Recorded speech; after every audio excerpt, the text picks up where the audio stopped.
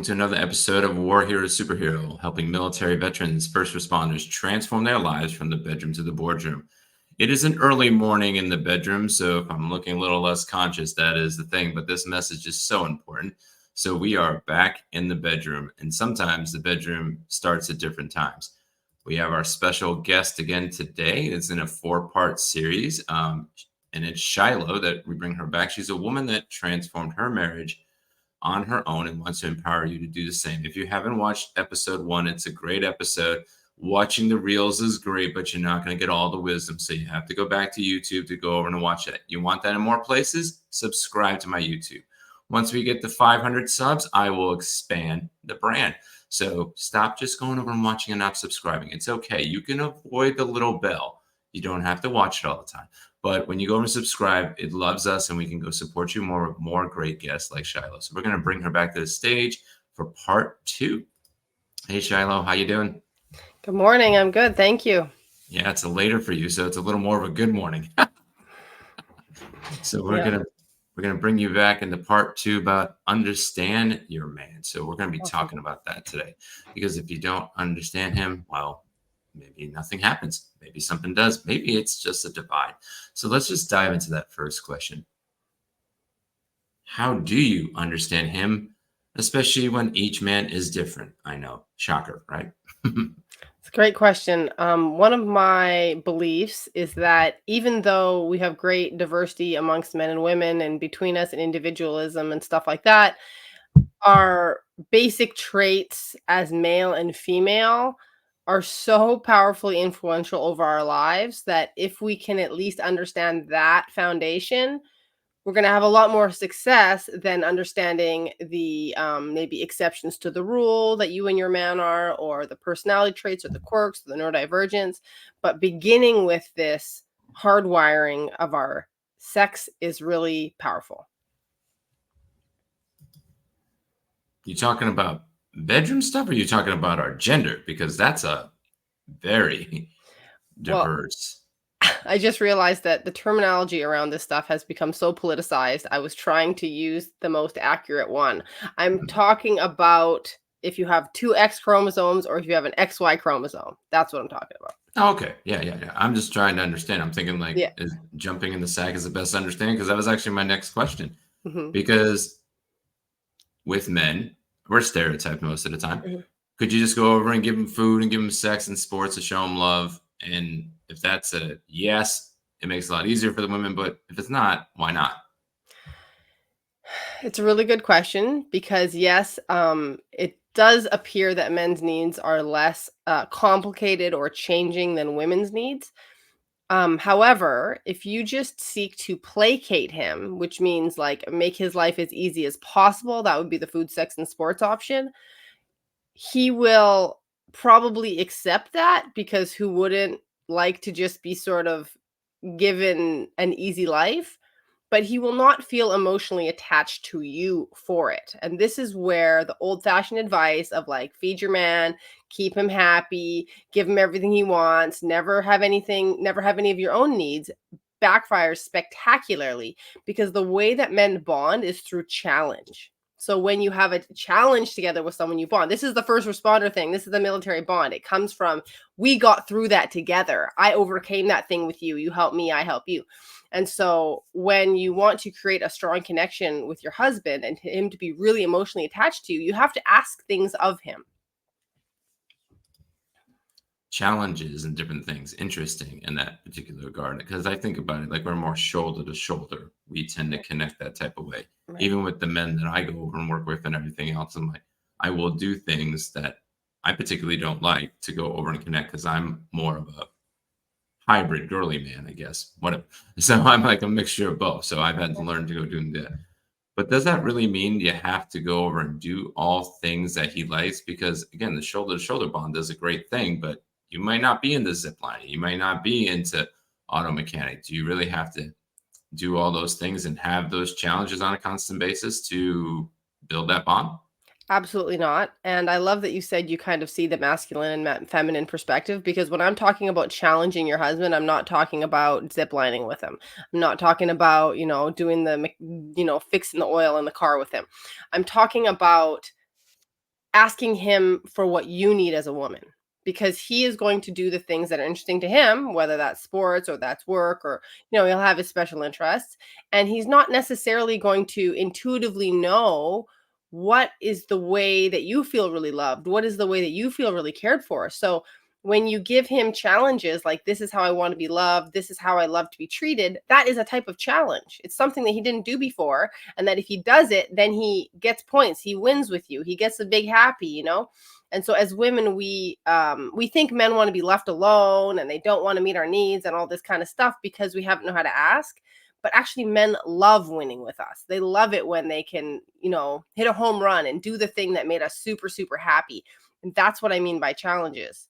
And I want to add, you need to watch the first video about putting yourself first, because if you try to connect with your husband by pleasing him, by doing everything he likes, by doing all his hobbies, and you're not enjoying any of it, and you're like, this sucks, we do only everything he likes, you might succeed in placating him, but now you don't like him because your needs are not met.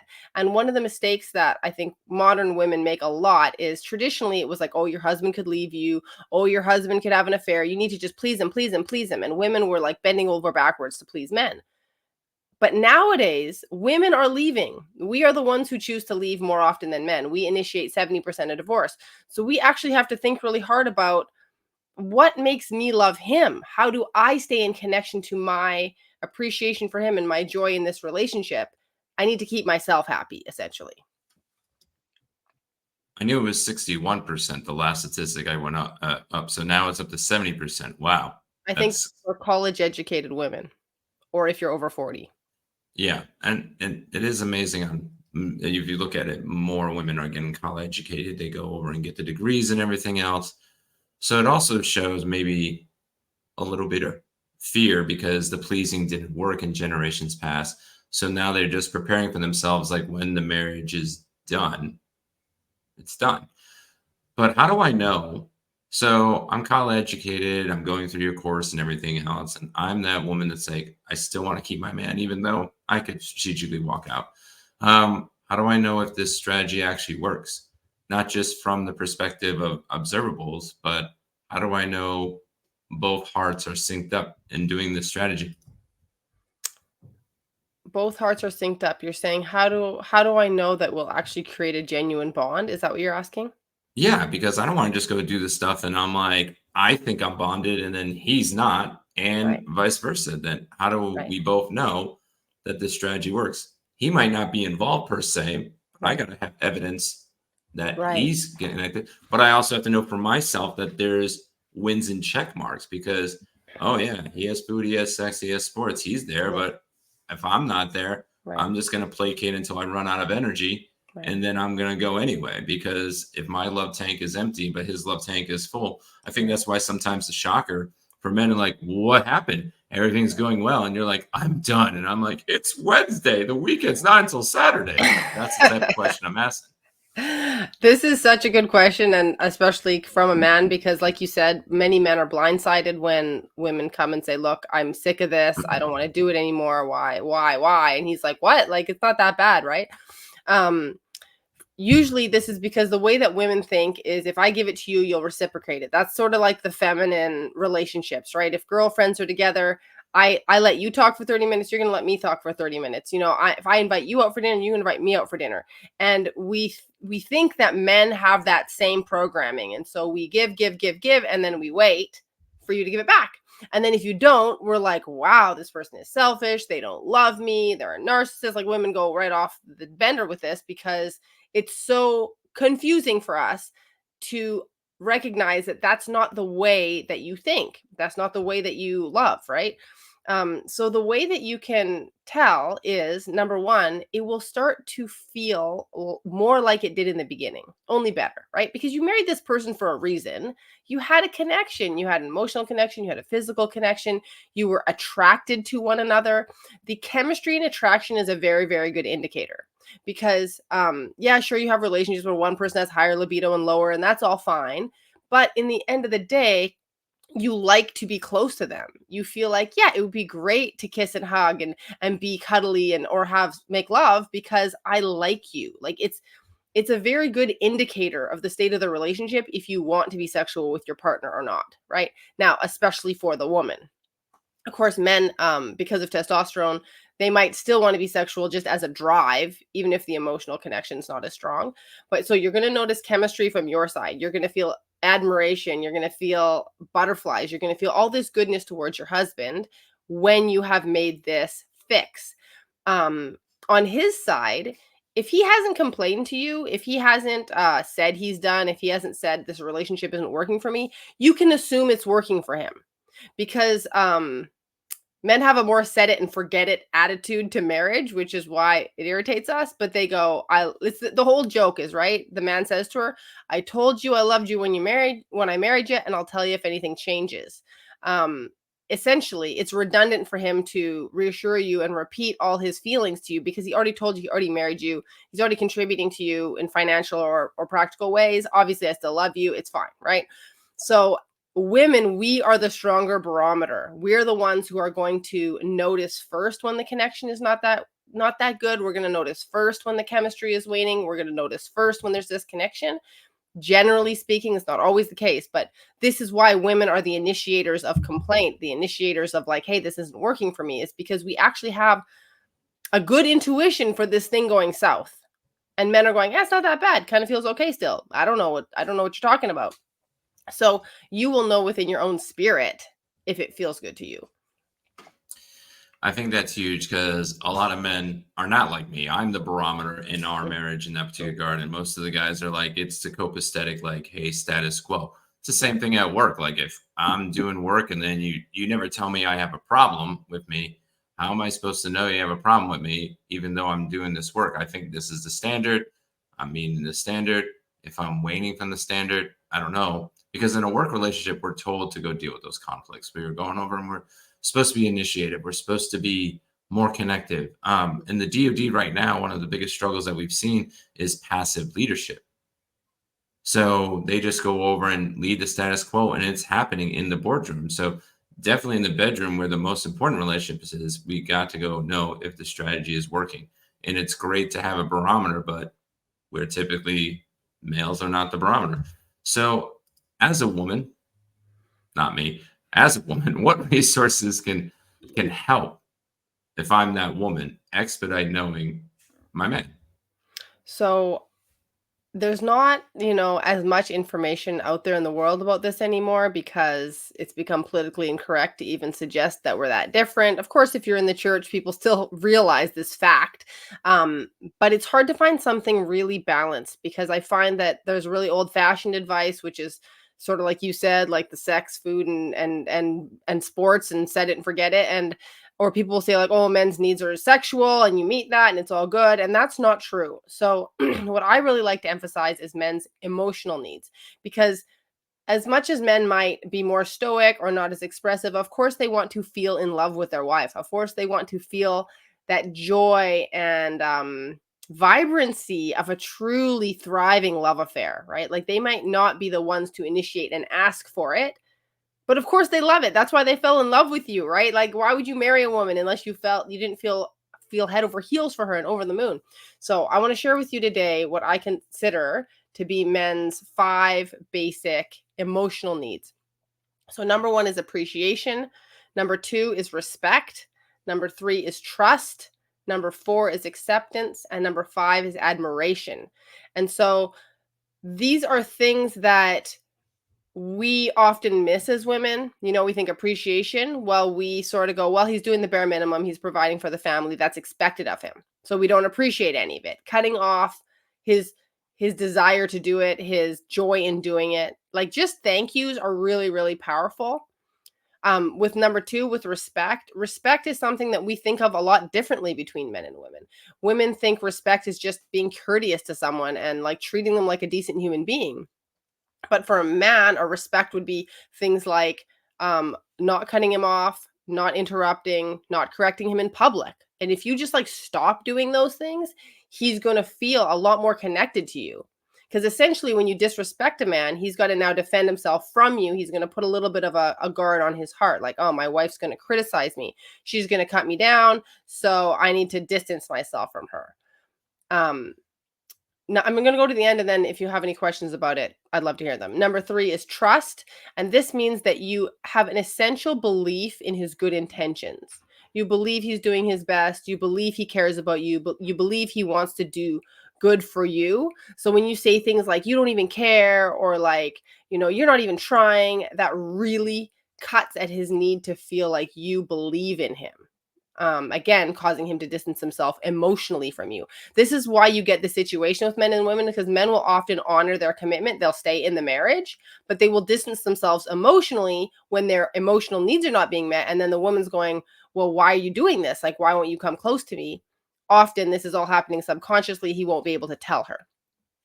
Number 4 is acceptance. This means that you fundamentally accept the kind of guy he is, right? Like, women can get kind of caught up in wanting the Franken man. He's like this, he's like this, he's like this. We want to put it all together in this perfect human being. Nobody is like that. And so knowing he has his flaws and his shortcomings and just allowing him to be who he is really, really valuable.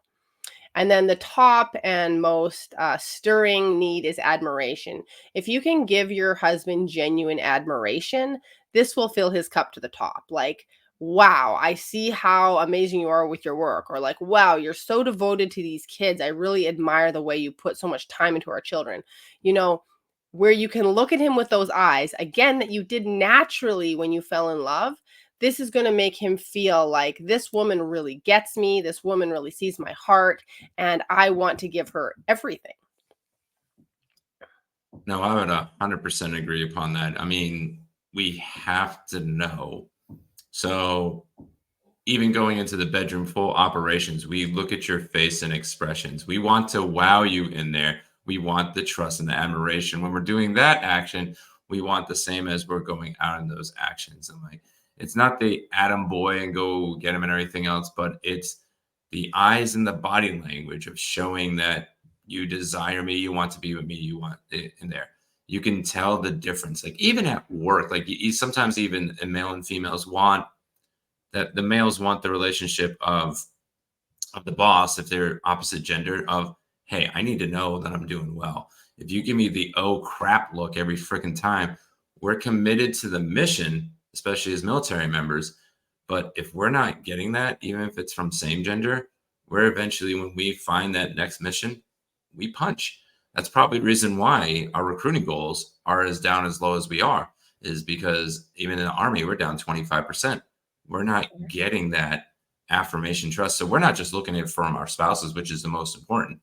We're looking through that in all our relationships. So I would totally agree upon that. If I had that, when I had that with my first boss being here, I stayed 3.5 years.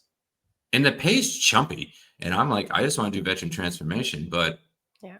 once the new person came in, and when you get the platicades and platitudes and just the same words over and over again, you're like, blah, blah, blah, blah. But you get blah, blah, blah, blah to everybody.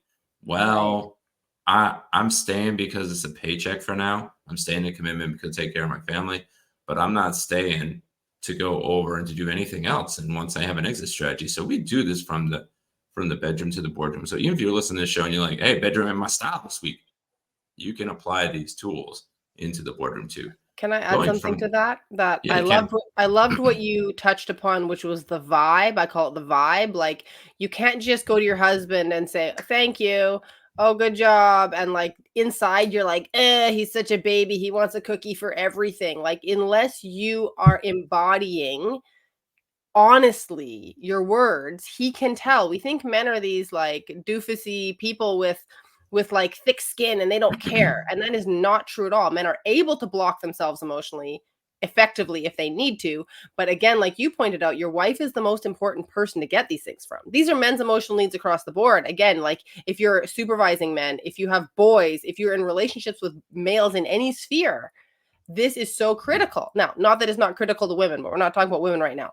But women's have slightly nuanced differences. But it's that the man in your life, he can feel your energy. He can feel if you don't trust him. He can feel if you're disappointed in him. He can feel if you disapprove of him. And that's why the first step in my model, putting yourself first, is so important, because you can't just pretend to meet his needs. You can't just pretend to do the things. And this is where that advice of like, love is a verb, just like do it. doesn't pay off. Like, you have to first fill your cup so that you can come from a place of genuine overflow of like, wow, you're an amazing man. Look at all you've done. This is so cool. And then, as you pointed out, you worked 3 extra hours just because this person was meeting that need for you.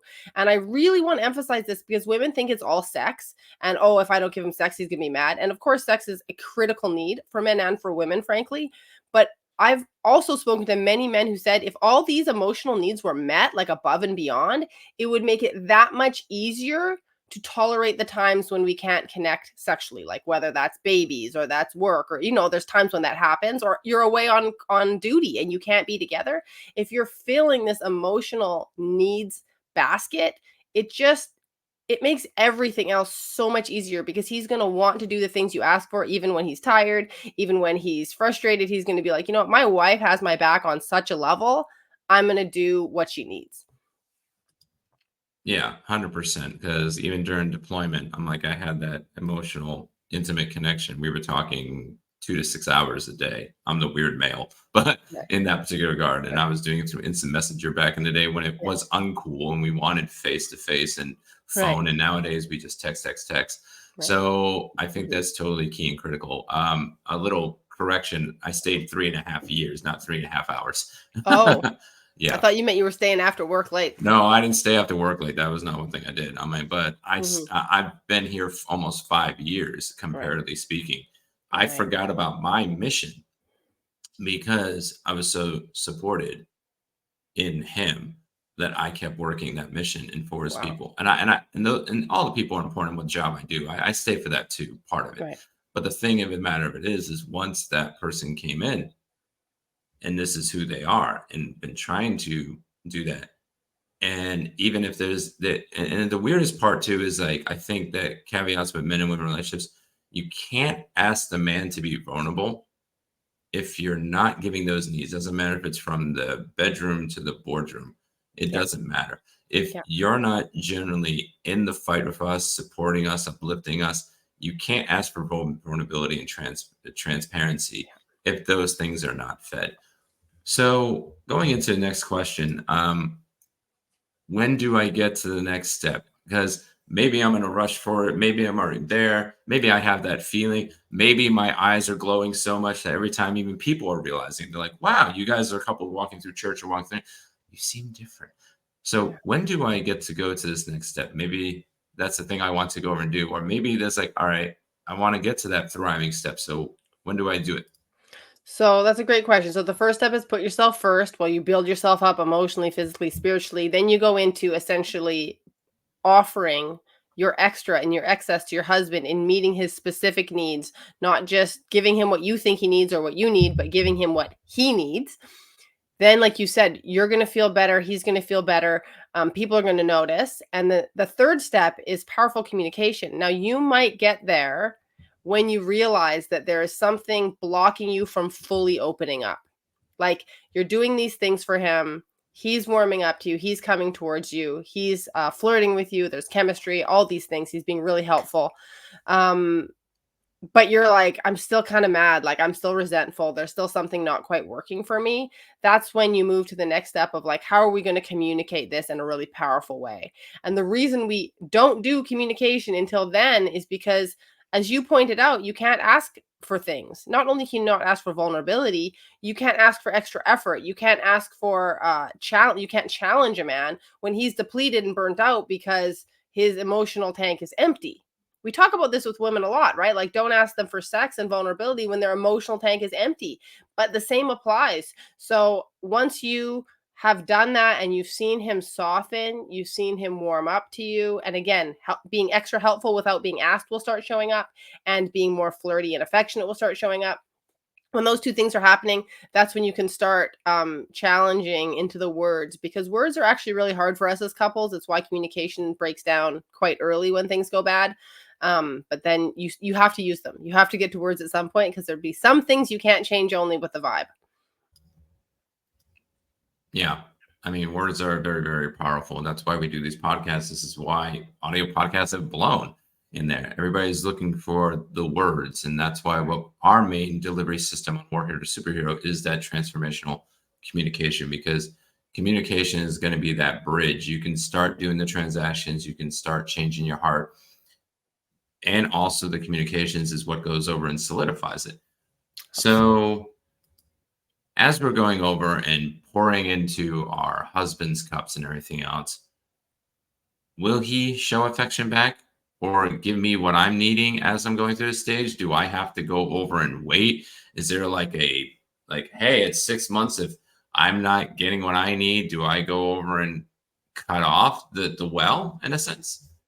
You never cut off the well unless you want to get divorced. You always want to be providing for his emotional needs, because otherwise you're shooting yourself in the foot, right? If you take away the fuel he needs to give to you and then ask for more, you're going to not be able to get any. So in my work, you commit to the generosity of understanding who he is as a man, who he is as an individual, and giving him those things. And, there's the men's emotional needs. Another one would be giving him space. It's a huge need for men that many women don't understand. And so we kind of crowd them or criticize them when they need space. And this will cause a lot of distance between you.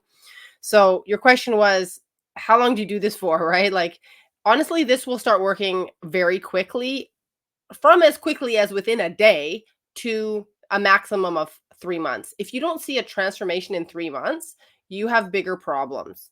Absolutely have bigger problems. Now, you probably need some help to enact this, because honestly, a lot of the things that women do wrong in relationships are what we don't know we're doing it, and it's things we just need to stop. Like, we're doing too much usually, like intervening, offer advice, doing too much for him, asking, too many questions. Like, we're just kind of putting too much pressure. Actually, I have a PDF I would love to share with your audience called 5 Ways You Could Be Unknowingly Sabotaging Your Relationship. And this is foundational because almost all women do it, and it's not something anybody talks about. So you might need help to enact these things. But if you have help to enact them, it never takes longer than 3 months. Like with my clients, usually at session 3, they're like, oh my God, it's so different. Like, how did this happen so fast? It can happen really, really fast. And so, but like I said, if you've gotten help and you've been doing this for 3 months and he's like yelling at you and he's being weird and he's being aggressive, you have a very different relationship situation. This is not normal problems. This is something where he has maybe issues with control or anger or addiction. And then you want to get support for that, because it's a complex animal and it's very hard to navigate when you're this close to it. But yeah, you'll see changes really quickly if you do these things. So it sounds like twofold. You can get steps real quickly, and within like 90 days, like most of us want like 90 days, 90-day action. Same thing with Yeah. like courses and different things of that nature. Mhm. But we have to understand this concept, which we understand this at Learn and Live, and we constantly bring this across the board. Your marriage is a legacy. Your marriage is vows. You said better for worse, sickness and health, basically until death do you part. There's a couple others, richer and poor also, you know. And my marriage has gone through those things, and I almost gave it to the ringer in 2013. But you have to have that legacy mindset. So that means so the clients that are going to work with you don't have divorce in the vocabulary. If it's an active thing in your vocabulary, then it's probably going to be very difficult and it needs psychological help, maybe it needs spiritual retreats and everything of that nature. So the ideal client for you is to go over and say, hey, I have a gap in my marriage. I don't see divorce. I see divine legacy. And I want to go over and bring that back in that particular regard. Can I clarify that a little bit? Yeah, sure. So, actually, my clients are afraid that they will have to get divorced. So, the energy they have, and this is exactly what I had, is I don't want a divorce. I can see all the reasons it's a terrible thing, emotionally, financially, spiritually, for my kids, for my legacy. Like, I don't want it. And I'm so emotionally crushed and I'm so afraid that this will never change. And I'm like, this is a very feminine experience. Like, when we are depleted emotionally, we feel like we cannot live. Like, I've had women say, I feel like my skin is too tight. Like, I just want to run. Like, I want to just disappear. Right. So they're experiencing this excruciating emotional overwhelm where the word in their head is like, oh my God, I have to leave. I have to leave. I have to leave. I can't handle this. I can't take this. I can't take this forever. And I don't want that. Like, that is not the desire of my heart. That's not my value system. That's not my beliefs. So maybe Shiloh can help me want to stay here, or maybe Shiloh can help me turn this marriage into something that feels good, because they've been tolerating their marriage. They've been soldiering through their marriage because they do have that honor and that devotion and loyalty. But what they didn't understand, and what I try to teach all women, is that most of us can't do it based on willpower. We need to get our emotions healed and on board, and the connection and energy flowing healthily in our relationship to be able to maintain. Now, to your point, you do have to persevere. You do have to have a long range mindset. But that doesn't, it's not enough for us. It can be very, very hard to stick to what we desire, even though we have such an ethic and principles about marriage. Yeah. No, I can understand. It's almost like the cup. Let's see if I can not get it blend. Nope, it's blending anyway. So this cup's invisible and everything else. That's a horrible example. But when the cup is drawn out and totally drained and everything else, that's when it's done. I guess that is the difference between men and women in a lot of regards, is that we get taught like we still soldier on. Yeah. And we can't take that same mentality with our ladies. If they're not emotionally filled and overcome, they might have the desire to have that divine legacy till death do you part. But once when they think of death, probably it's like when I feel like death, and now I need to get out because I'm not wanting to truly die. It even talks about a study about a baby, and it's like if you give all its needs, but you don't give love and affection, the baby will go over and die. And it's the same thing in marriage, is that that's why there's books on love and respect and everything else. And it's a whole generation of men trying to understand, I gotta love her. I'm like, I'm looking for respect, and vice versa. It's like, so I think that's probably a better point in that regard. It's like, so I was speaking the bravado, probably male side of the stance, but that's how we look at it, is like, we made a commitment, it even takes us veterans for a long time when we get into the government service and we're dying inside. We committed because we enlisted, but then when we go to as a government employee, we're like, I'm committed, but you did make an oath. And like, we're so jacked up in that regard. I'm like, that's another reason why it's been such a struggle for me to grow this brand in a sense. Cause I'm like, but I need to be loyal, but I'm like, I'm an employee. They can fire me in 2 weeks. I think that's the same thing. It carries all across the board. So I think this is a good understanding, men versus women, in that regard. And that's why you're teaching women how to emotionally fill their cup first, then they can outpour into their relationship. Yeah. And then we can go into the next step. So can I say something about that? Yeah. I loved what you said about the loyalty. Because you're right. Like, a man will stay in his marriage when he is dying inside.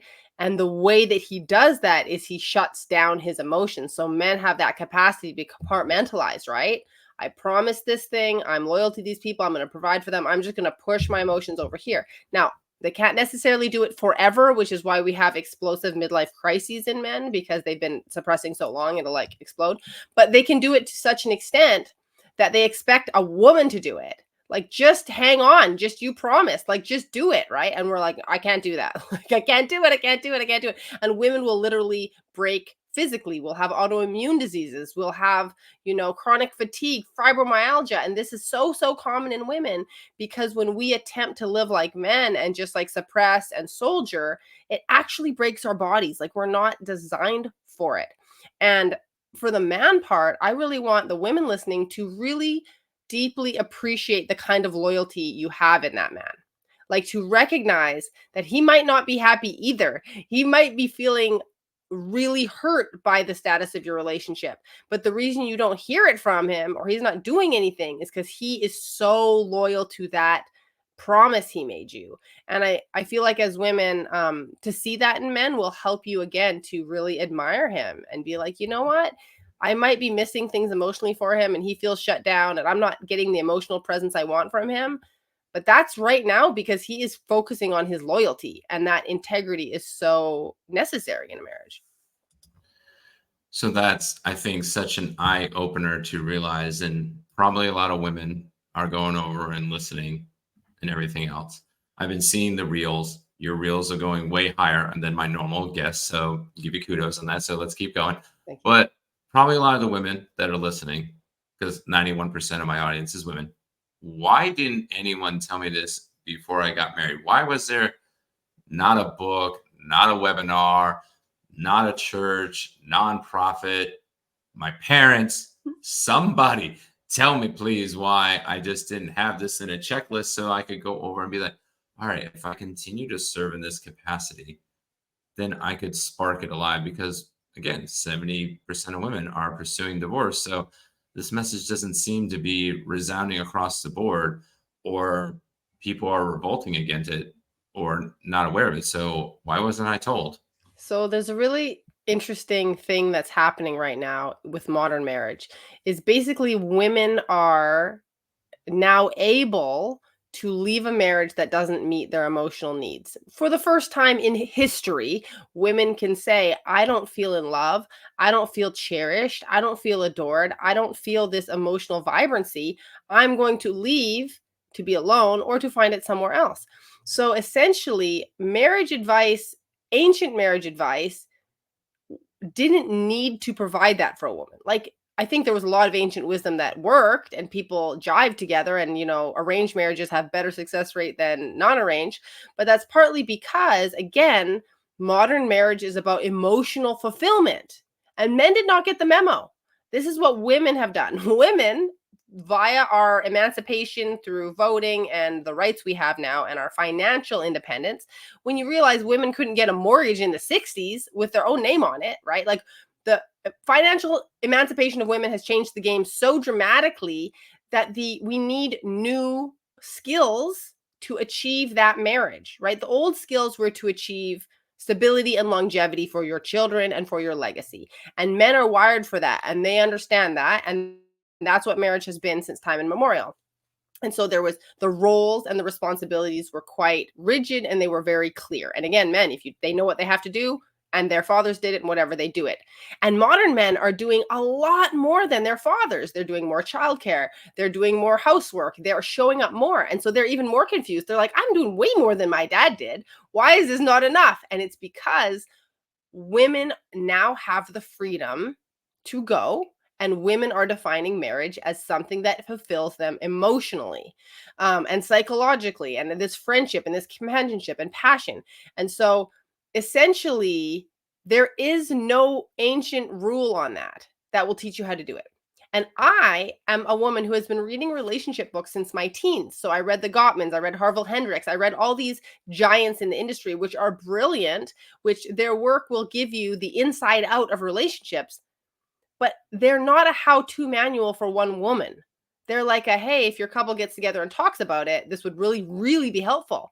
But as we know, women are the primary consumers of self-help. And so I'm really passionate about this because we're really given the impression that it's only our husband who won't read the book. It's only our husband who won't listen to the podcast. It's like, no, 90% of these books, or 80% of self-help, is read by women.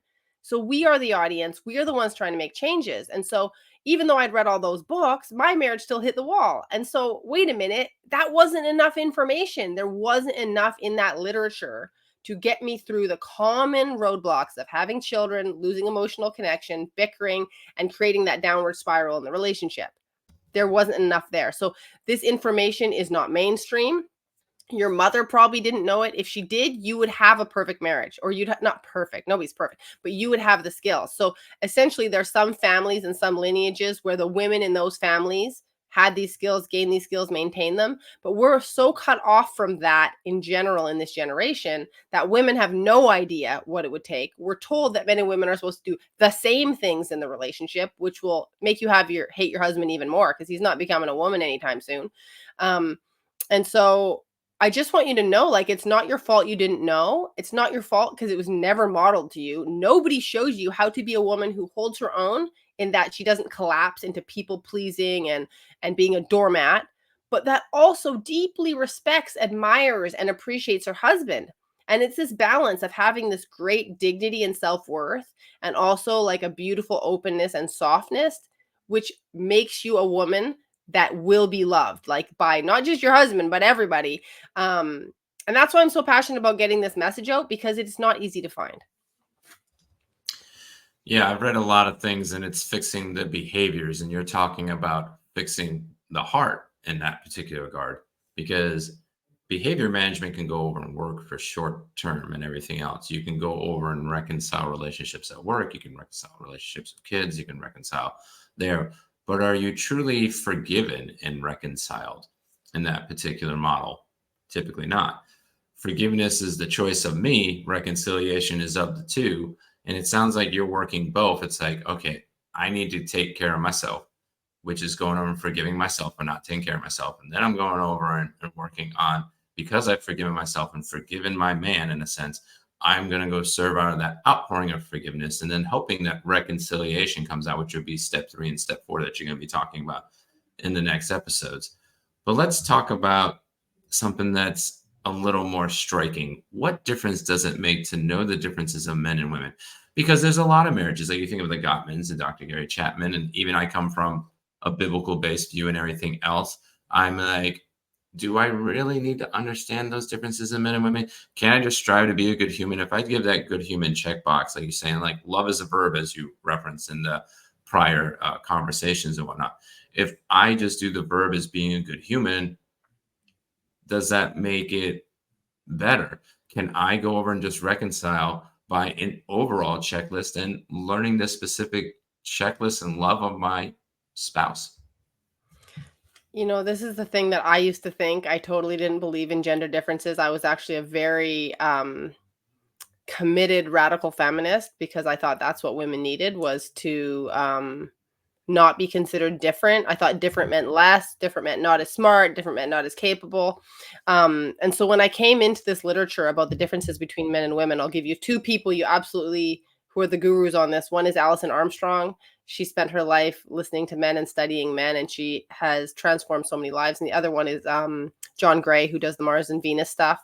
He has a book now called Beyond Mars and Venus, because he's bringing in the hormonal evidence for all these things which we know to be true between men and women, but actually we have the science on it now, which is absolutely incredible if you're the kind of person who needs to know the data. But what changes everything is when you say be a good human, you're thinking from your frame of reference. When I say be a good human, I'm thinking from my frame of reference. And I don't even know how radically different our frame of references are, because we're both speaking English, we both read books, we both, have some education. But when you get into this literature about men and women, the frames of reference are so different for what makes a good person. So, for example, as a woman, when somebody says to me, I don't like blueberries and I'm going to make muffins next week, I'm not putting blueberries in there, because as soon as they told me that, I remembered it. I'm never going to forget people's preferences. People say one thing, I lock it in, it's in there. They could say it in passing while talking to someone else, and I'll go, okay, I got it. This is like how moms remember exactly how their kids like all their food and stuff like that.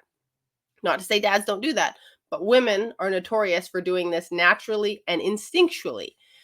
Now, if I think that's being a good human, because that's how I care for people, then when I look at my husband and he forgets everybody's birthday, or he didn't notice that I don't like chocolate and he keeps buying me chocolate, I'm going to think he's not a good human. I'm going to be like, this is objectively not a good person, or he just doesn't care about me. And this is something I want you to hear lately, ladies. Our number one interpretation of men's behavior when they hurt our feelings is, he must not care about me.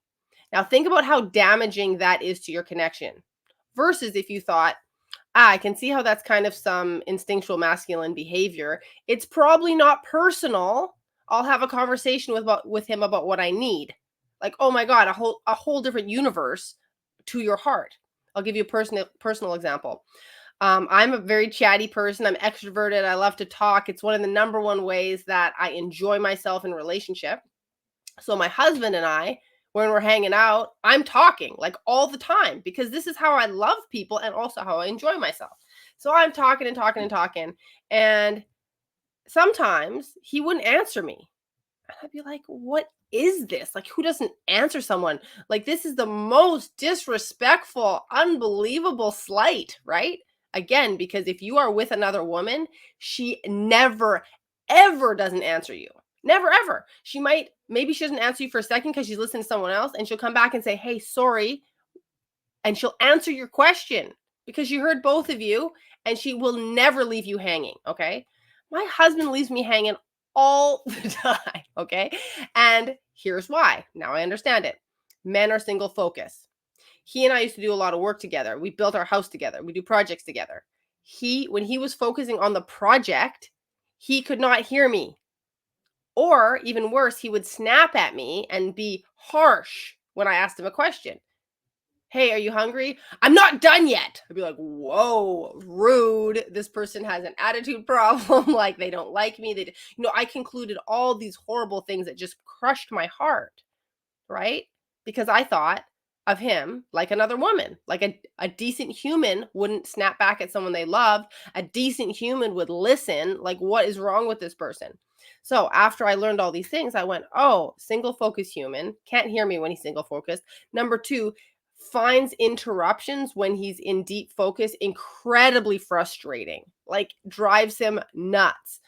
Okay, so now I don't ask him stuff when he's in focus, or I don't talk to him when we're working together. I recognize that I meet his need to not dual focus with me, to not listen to me while he's doing a thing. And if I do need something from him, I recognize that he will struggle with the interruption, and it will probably take him a few minutes to process that I'm interrupting him at all. And then he'll turn and give me attention. And understanding these things has reduced the amount of conflict in our marriage by dramatic amounts. Like there's so much less conflict because so much of it was me accidentally stepping on his toes and then him accidentally stepping on my toes, and neither of us meant to do it. Neither of us were bad or mean or didn't like each other. We were just being ourselves as men and women. I would 100% agree upon that. And I think it's the most critical lesson to go over and learn, because we invest millions, if not billions of dollars. Is roughly $1 billion a day made in the learning industry, including what we're doing right now. But we always invested in the wrong place. We invested into the boardroom. Right. If Shiloh was my boss, I can divorce her whenever I want, and she'll replace me with somebody else. Right. And depending on the personality style, it could be a week or a month later. I remember when I was active duty and I had to separate, and I separated in May. I was out for maybe 5-6 weeks. And again, I'm more the emotional guy, so I'm looking for the connection. So I called back about a month afterwards and called the desk, and they didn't even remember who I was. I'm like, I'm the guy that trained you to answer that phone. Like, oh, yeah, Sergeant so-and-so. I'm like, wow. So there's not impact in there. Most workplaces are not going to have that impact, but the impact you're going to have connecting with your spouse in their specific ways is going to carry a legacy and dividends. Because if you have a bad day going to work and your spouse wrecks you, it's going to be totally different than if a podcast guest wrecked you, if it was a coworker texting you, if it was anybody that texted you. Your spouse says something, it totally goes over and does it. And even if you're the male stoic and whatever, you'll see the impact and the effects. So one of our last questions to close out and talking about impact. What impact does it have on men when they are allowed to be different and not constantly compared to women? So what I've noticed a lot when I talk about the differences between men and women is men's eyes light up. They're like, "Oh my God, she's saying it. We're not allowed to say these things anymore."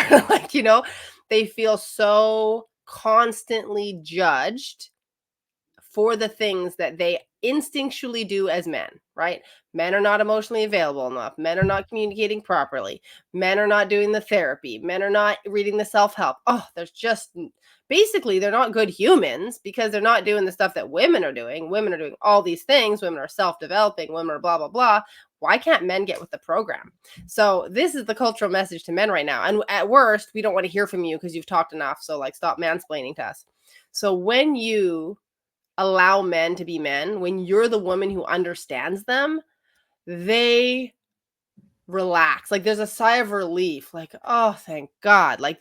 Because what you said about the stoic man, he's only stoic on the surface. It's not like this stuff doesn't affect him. Men have deep feelings about all of this. They don't want to be judged and criticized. They don't want to be treated like they're second-class citizens and they can never live up to what they're supposed to be. So all men are affected by this cultural discipline or punishment that's kind of being put on them right now.